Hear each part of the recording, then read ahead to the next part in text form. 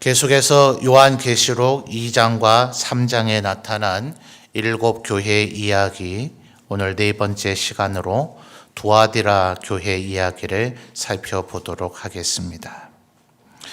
아마도 요한계시록은 우리에게 완전하게 그 의미를 명확히 알 수 없는, 해석하기에 조금 난해한 부분들이 있어서 목회자들도 1장부터 21장까지 전장을 22장까지 다 강해내지는 못하는 목회자들도 있을 것이고, 우리 성도들도 아마 읽고 묵상하기에는 이러다가 내가 잘못해서 이단이 되는 것은 아닐까 하는 그런 생각에, 마치 어떤 신학자는 표현하기를 비밀의 정원과 같이 요한계시록은 교회사에서 묻혀있는 책과 같이 되었다, 이렇게 표현까지 하기도 합니다. 그럴지라도 아마 요한계시록 2장과 3장 이 7교회에 대한 이야기는 아마 신앙생활을 조금이라도 오래 한 성도라면 거의 귀에 딱지가 않도록 이미 설교를 들었던 부분일 수도 있겠습니다. 저만 하더라도 우리 교회에 부임하고 나서 이 2, 3장의 내용은 벌써 몇 차례 설교를 하고 있다고 제가 기억을 합니다. 매주 또 매일 새벽 언제나 설교하고 있는 것을 제가 다 메모를 해놔서 저장을 해놨기 때문에 몇 차례 설교를 한 바가 있습니다. 이미 한번 설교를 한 내용을 왜 계속하는가? 우리 신학의 주된 주제가 여전히 지금 전 세계의 기독교계 가운데 논쟁이 되고 있는 부분이 전혀 없는 것은 아닙니다. 최근에 구원의 방법에 관련돼서 특별히 우리 개혁주의 신학은 구원이 9가지의 서정을 통해서 이루어진다라는 큰 골격을 이미 견지하고 있지만, 그 9개의 세부적인 내용들 가운데에서도 여전히 세 관점 학파라든지 또 칭의 유보론이라든지 하는 등의 논쟁이 여전히 진행되기는 합니다. 그러나 구원을 어떻게 받느냐 하는 구원론의 논쟁은 500년 전 종교개혁에 이미 완전히 종결됐다고 큰 틀에서는 이제 그렇게 봅니다. 하나님은 어떤 분인가? 신론, 또 삼위일체 하나님 배심, 또 예수 그리스도는 어떤 분이신가? 그 기독론으로서 참된 하나님이시자 참된 인간이 되심. 이런 신학의 주된 주제들은 이미 다 토론이 종결되어서 우리가 확정된 정통 교리대로 성경을 이해하고 믿으면 될 일입니다. 그러나 이 교회론과 관련해서는 하나님의 말씀은 기록이 완결되고 그 기록의 내용이야 바뀌지 않았지만, 현재 우리가 살아가는 세상이 끊임없이 변하고 있기 때문에 이 시대에서 우리는 어떤 교회가 되어야 하는가, 우리의 적용점이 끊임없이 새로워지기 때문에 묵상하고 또 묵상해야 될 일이다 하는 겁니다. 지금 이 요한계시록 2장과 3장은 로마 제국의 로마 시대를 배경으로 쓰여졌잖아요. 이때는 황제도 있고 종들도 있는 그런 시대지 않습니까? 그러나 지금은 황제도 없고 종도 없죠. 그러니 똑같은 내용을 받아들이는 교회라 하더라도 우리 교회의 구성이 달라졌기 때문에 이 교회론과 관련된 부분은 지금도 여전히 새로운 의미를 우리가 찾아가야 된다 하는 그런 부분이죠. 그래서 이 7교회 이야기는 비록 우리가 요한계시록 전체를 100% 온전히 이해하고 깨닫지를 못한다 하더라도 최소한 이 3장 성령께서 교회에게 하시는 말씀을 들을지어다. 매 교회에 대한 이야기마다 오늘 우리가 읽은 단락에서도 29절에 그렇게 얘기하고 있죠. 귀 있는 자는 성령이 교회들에게 하시는 말씀을 들을지어다 라고 할 때에 이 교회들은 이 요한계시록 2, 3장에 나타난 7교회만이 아니라 우리 점천제일교회도 해당되는 이야기다 하는 거죠. 그러니 우리는 지금 현재 어떻게 하고 있는가 하는 것을 끊임없이 살펴보아야 할 것입니다. 이 두아디라 교회는 칭찬받은 것이 있죠. 19절의 내용이 그렇습니다. 자, 19절을 우리 성도님들 다시 한번 읽어볼까요? 19절입니다. 시작.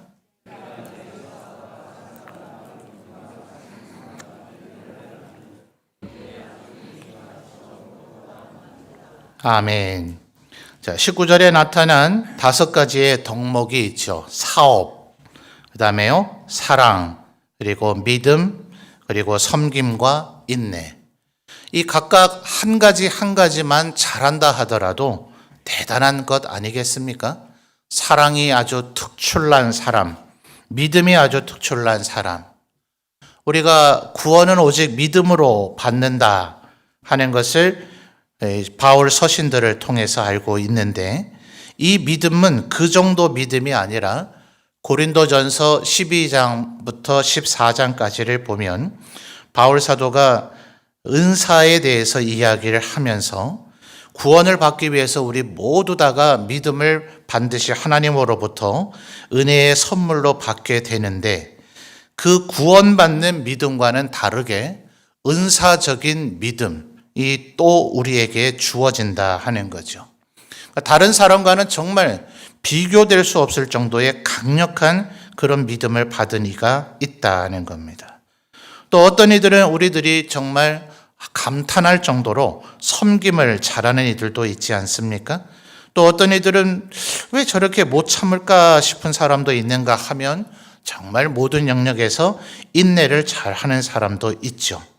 그러니 이 19절에서 나타난 이 5가지의 덕목은 각각 그 한 가지 한 가지만 잘한다 하더라도 하나님 앞에 참 칭찬받을 만한 것인데, 두아디라 교회는 이 5가지 모두를 다 잘할 뿐만 아니라 19절 하반절이 더 의미가 있겠죠.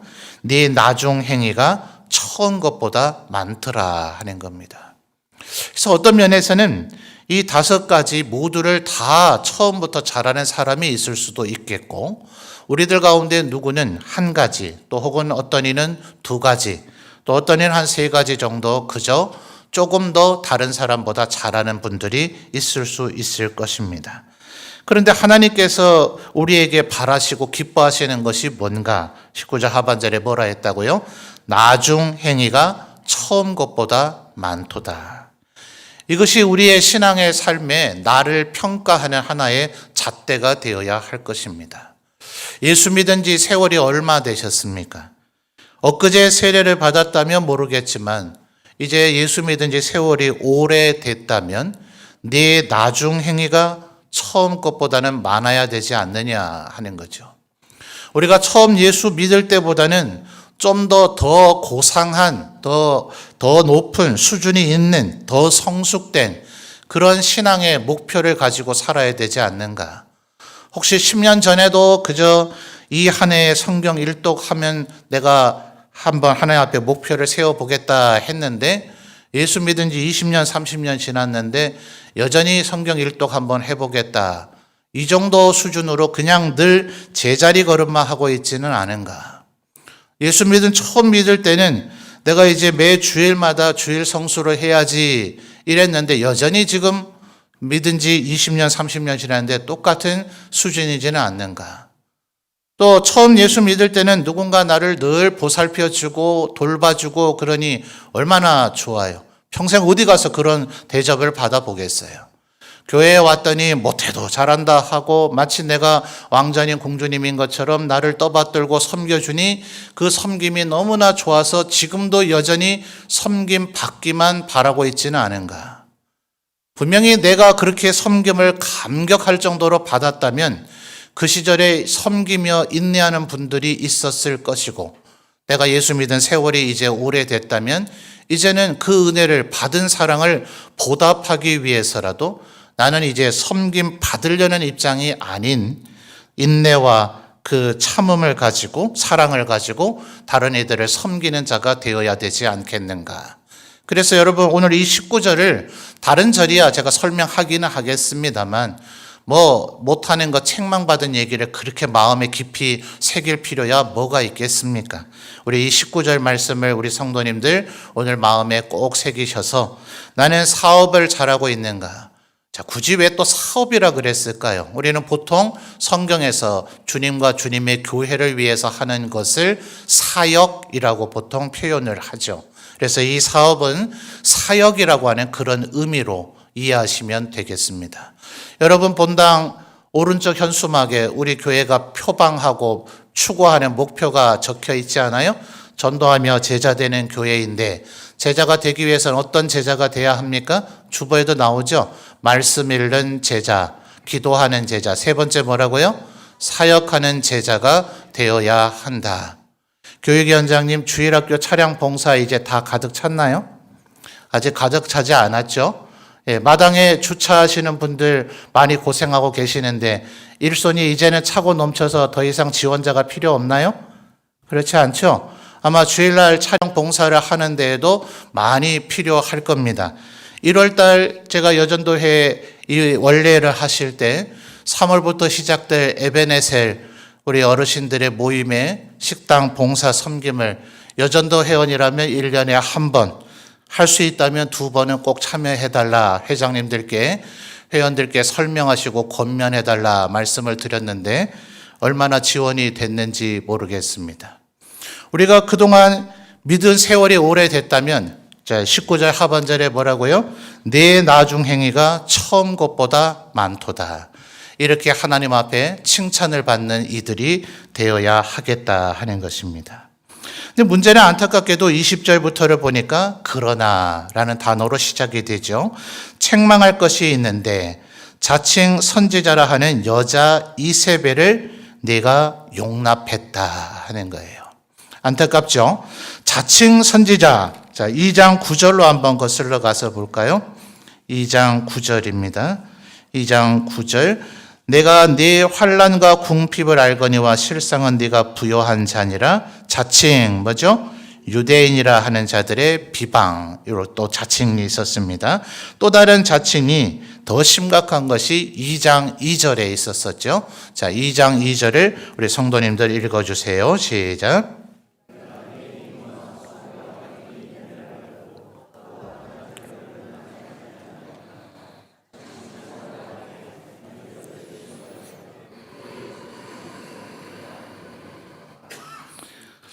자, 우리 점천에 누가 봐도 예수 안 믿는 사람으로 알려진 사람이 누구일까요? 제가 잘 이해를 못 들겠네요.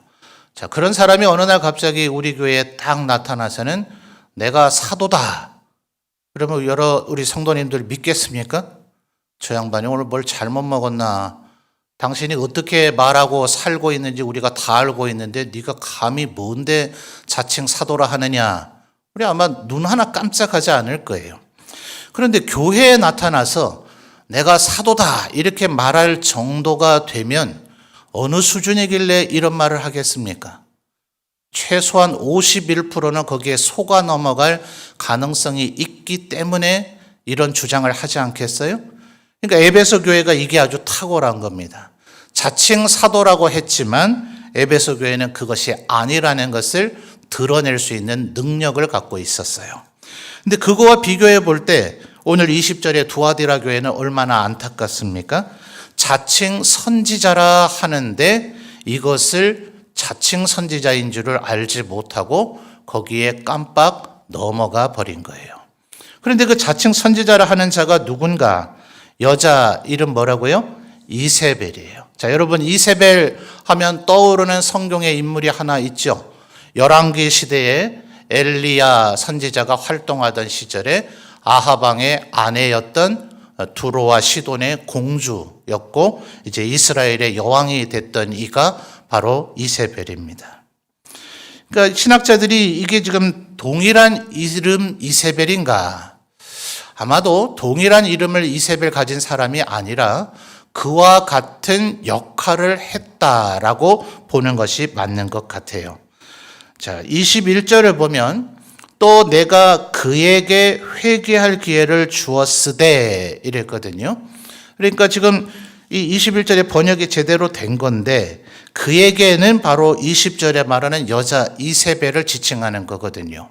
근데 분명히 여자라고 했으니까 이게 정말 인간 여성이 맞다면 21절에도 그녀에게 회개할 기회를 주었다. 이렇게 원문이 되어 있어야 되는데 분명히 아무리 보아도 이건 다른 일을 얘기하는 게 아니라 예컨대 20절 하반절에 내 종들을 가르쳐 깨어 행음하게 하고 우상의 제물을 먹게 했으니 이 이세벨의 꼬드김에 넘어간 종들을 지칭하는 거라면 그들에게라고 표현을 했었어야 맞을 것인데 그에게 단수로 표현한 것을 볼 때는 이세벨을 지칭하는 거다. 그런데 왜 그녀라고 하지 않았을까? 그래서 실상은 남자였을 가능성이 있다라는 주장을 하는 신학자도 있어요. 또 말 그대로 여성일 수도 있습니다. 그런데 왜 이세벨인가?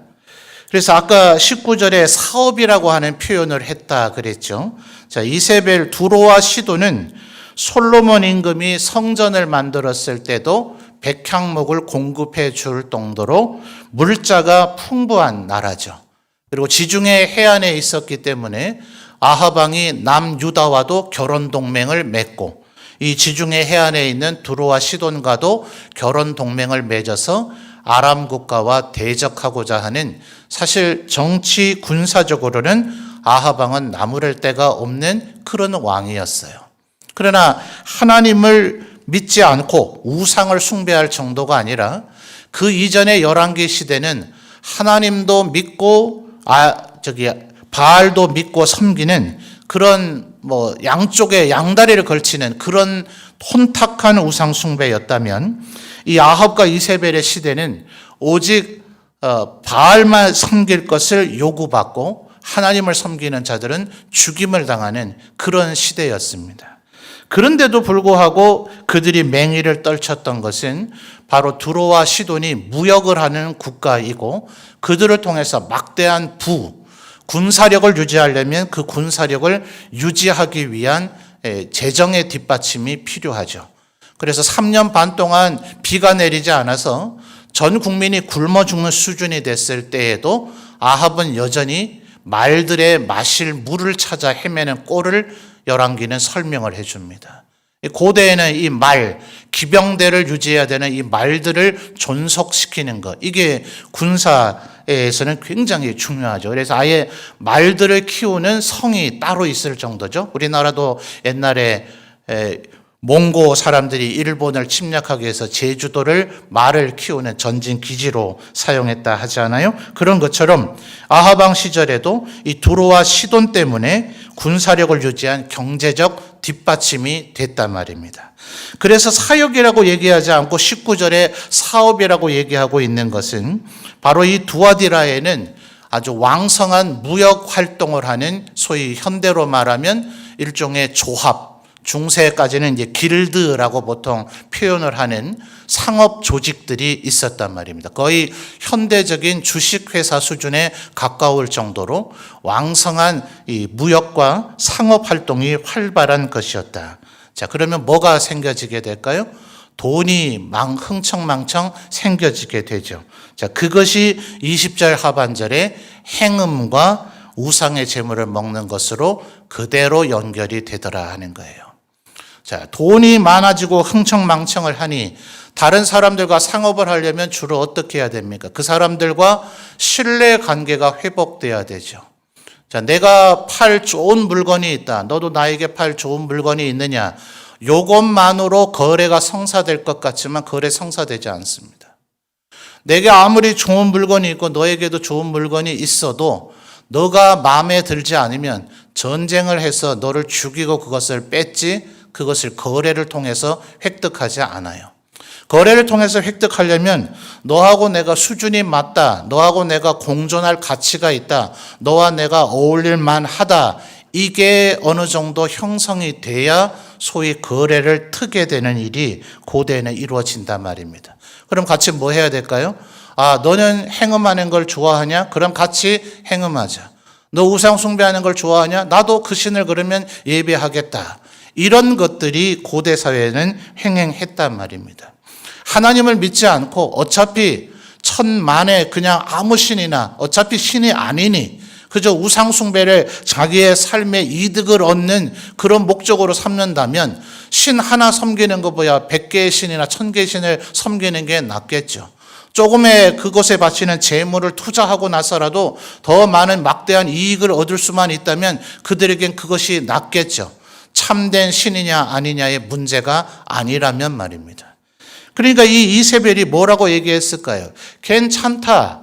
하나님께서는 예컨대 요한복음에 보면 진리가 너희를 자유케 하리라. 자, 이 말이 얼마나 2000년의 교회 역사 가운데서 오용되었는지 모릅니다. 진리가 우리를 자유케 한다는 말의 의미는 뭡니까? 자유라고 하는 것이 일반 사회에서도 소위 자유민주주의라고 하는 우리 국가 체제 안에서도 이 자유가 보통 어떤 수준의 자유냐, 다른 사람에게 피해를 입혀도 되는 자유냐 해서 자유와 방종의 차이를 우리가 인식하고 깨닫는데 꽤나 시간이 오래 걸렸죠. 그리고 자유 못지않게 사회 질서가 유지돼야 된다는 것, 다른 사람에 대한 배려가 있어야 된다는 것이 내 스스로 내 자유를 제한할 필요가 있고 의무와 도덕이 있다는 것을 또한 깨닫는데도 굉장히 오래 걸렸죠. 그러니까 여러분, 이 자유가 무제한의 자유가 아니잖아요. 진리가 너희를 자유케 한다는 이 말의 의미는 죄의 종으로 죄에게 죽임을 당했던 우리를 죄악의 사슬로부터 진리이신 구주 예수 그리스도의 보혈의 은혜가 우리를 자유롭게 했다는 것이지, 죄의 종이 아니면 우리는 이제 뭐가 돼야 됩니까?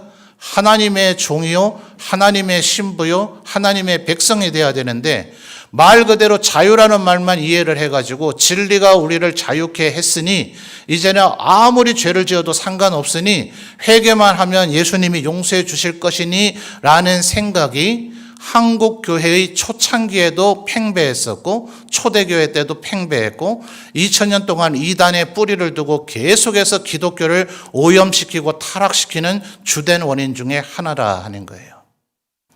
예수 그리스도께서 우리에게 마음껏 죄를 지으라. 너희들이 죄를 짓는 게 너무나 좋으니 그 죄 문제는 내가 해결해 줄 테니 너희는 계속해서 죄를 지으라 하는 그런 의미로 우리 대신 죽으셨겠습니까?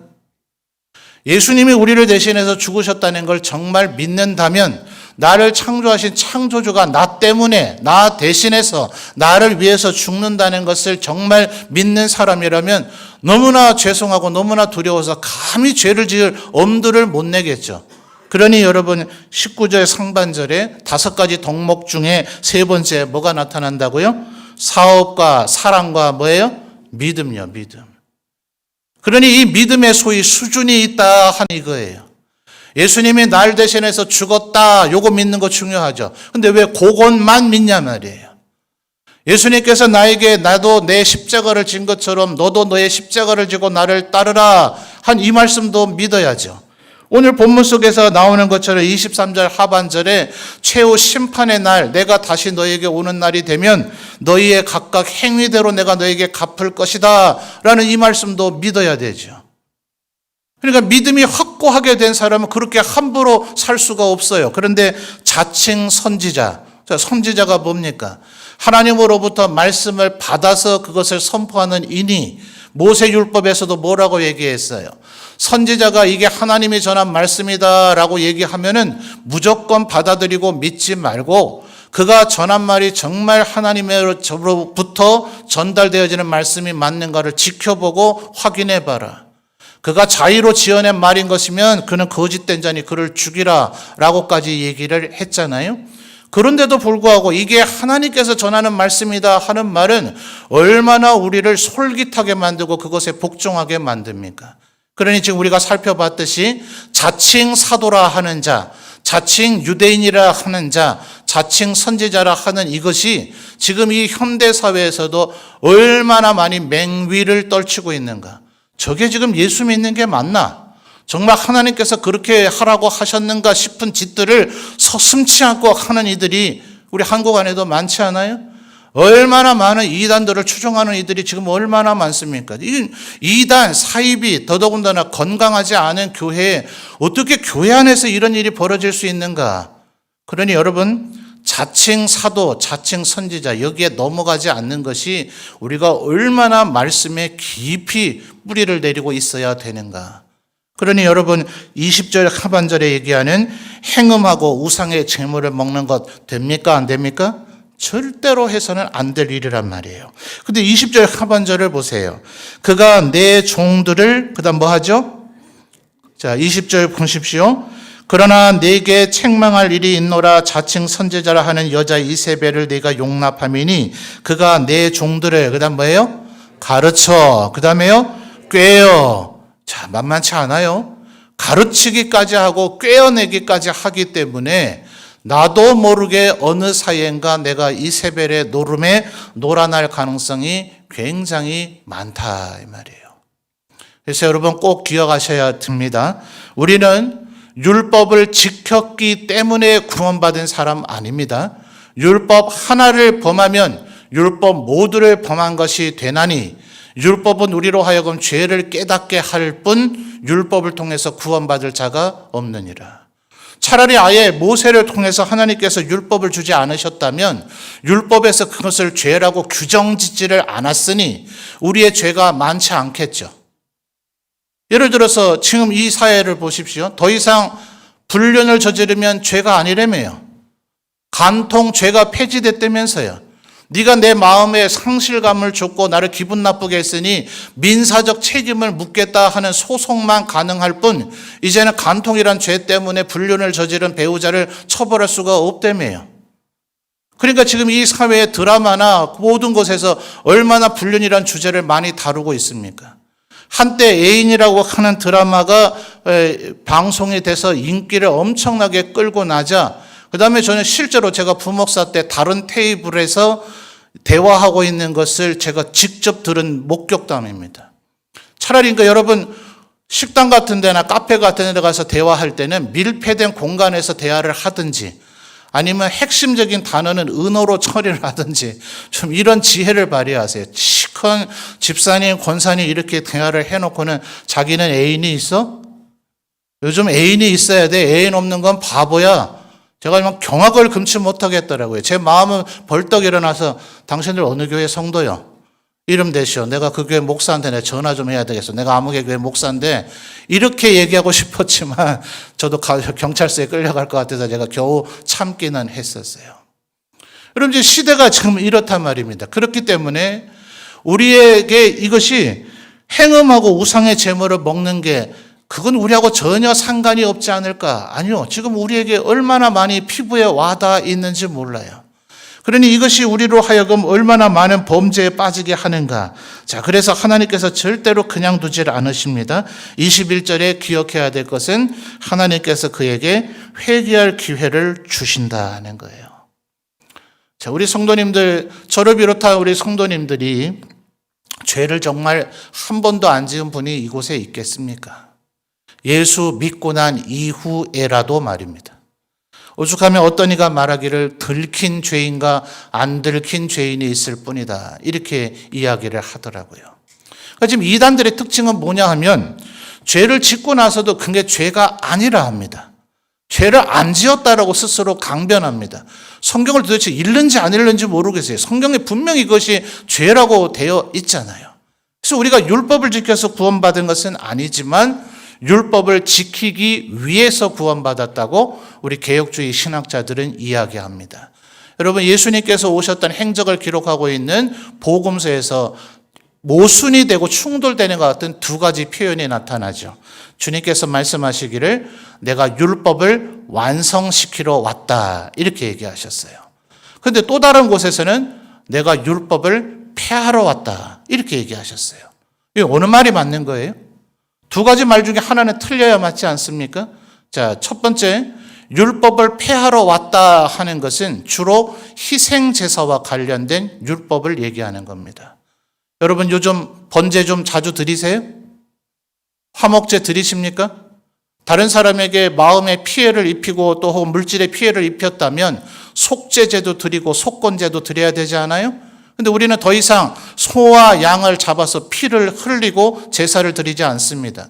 우리 예배당 경내 시설 그 어디를 봐도 재물을 태워서 올릴 제단 시설이나 아궁이 같은, 또 짐승을 잡아서 도축하고 씻어낼 물두멍 같은 그런 시설은 어디에도 없습니다.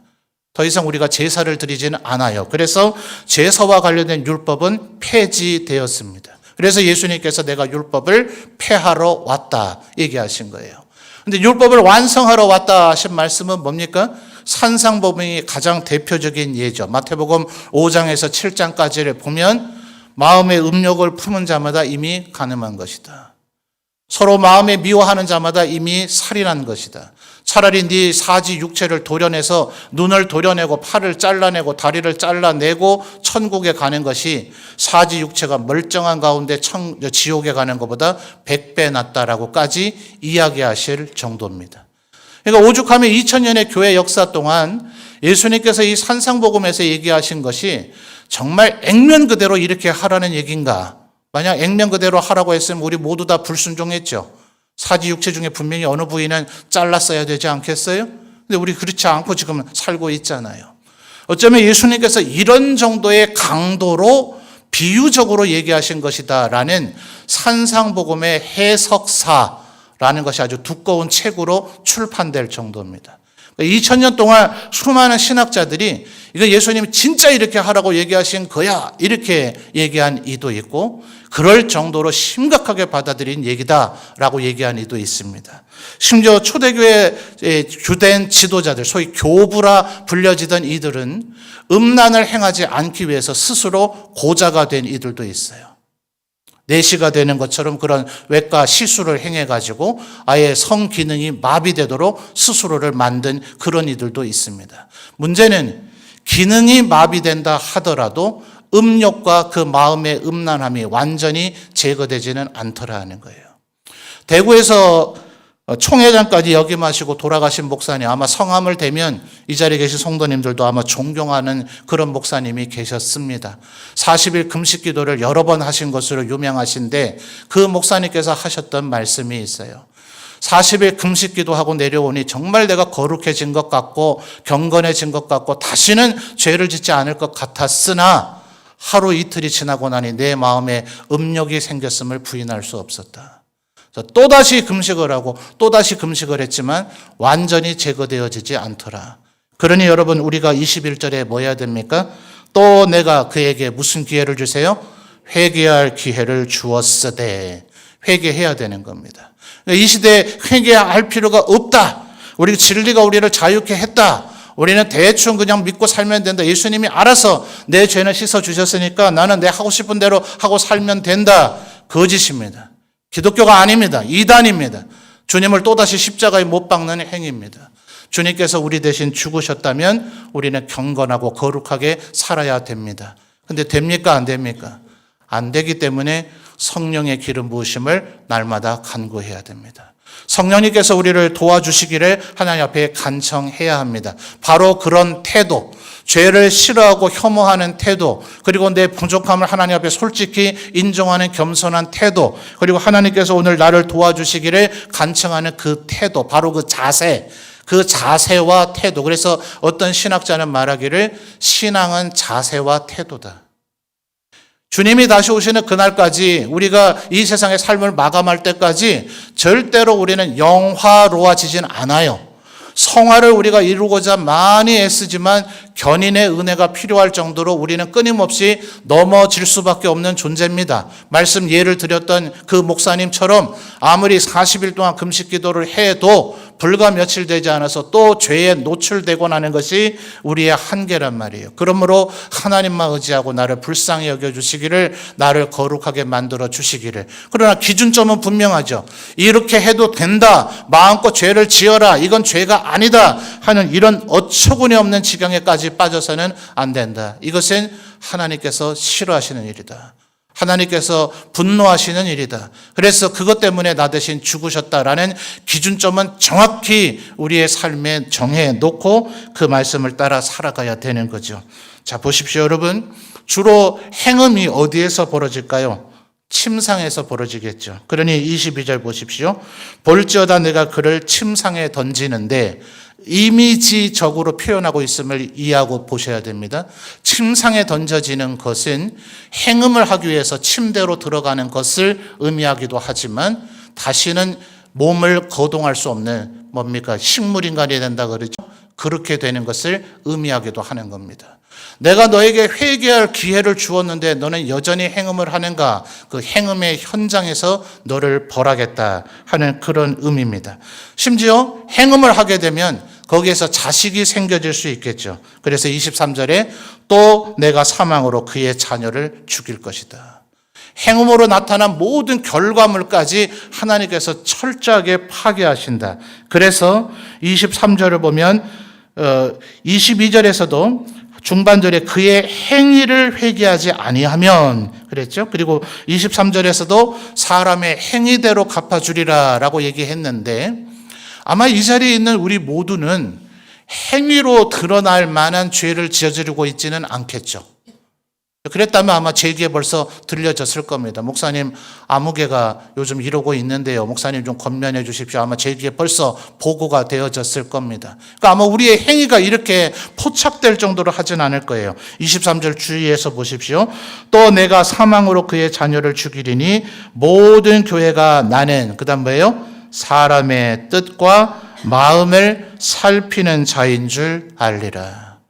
하나님은 우리의 마음까지도 살피고 계시다 하는 거예요. 그러니 겉으로 드러난 죄악을 저지르지 않았으므로 교만에 빠지지 마시기를 바랍니다. 스스로 자고하지 마시기를 바라요. 하나님 앞에 고개를 과연 들 수 있는 자가 누가 있습니까? 하나님 앞에 우리의 마음속으로 벌어지는 끊임없는 죄, 서로를 향한 때로는 미움과 증오, 시기, 질투, 내가 그래도 너보다는 나라는 교만의 마음이 우리에게 있지 않습니까? 또 때로는 우리가 의도하지 않았지만 나는 그런 뜻은 아니었지만 다른 일을 실족하게 만들 수도 있지 않아요? 그래서 회개는 그리스도인의 훈장과 같다. 언제나 우리는 회개할 수밖에 없는 그런 존재이죠. 그래서 25절의 권면은 다만 너에게 있는 것을 내가 올 때까지 굳게 잡으라. 자, 너에게 있는 것이 뭐였습니까? 아까 19절에 얘기했던 사업과 사랑과 믿음과 섬김과 인내이죠. 그리고 이것은 주님께서 우리에게 얘기하신 바로 주님의 일. 그래서 26절 이기는 자와 끝까지 내 일을 지키는 그 내 일을 바로 이 내 일이 바로 19절에서 얘기한 바로 그 일입니다. 그러므로 우리 점천제일교회 성도님들은 이미 하나님 앞에 거룩하고 경건하게 살고자 애쓰고 계시죠. 그러니까 이런 이단들에 대해서 우리가 경계심만 가지고 19절에서 얘기하는 사업, 사랑, 믿음, 섬김, 인내 이것이 어제보다는 오늘보다는 내일이 더 나아져야 되겠다. 이것을 날마다 생각하시며 살아가시는 우리 성도님들이 되시기를 바랍니다. 자, 27절 보시면 그가 철장을 가지고 그들을 다스려 질그릇 깨트리는 것과 같이 하리라. 자, 이것은 시편 2편을 한번 찾아보죠. 시편 1편과 2편은 바로 이어지는 시로서 그리스도에 대한 시가 바로 시편 2편이죠. 시편 2편 9절 말씀을 읽어보겠습니다. 바로 이 말씀이 그대로 지금 27절에 인용되고 있는 거죠. 우리 성도님들 읽어주세요. 시작.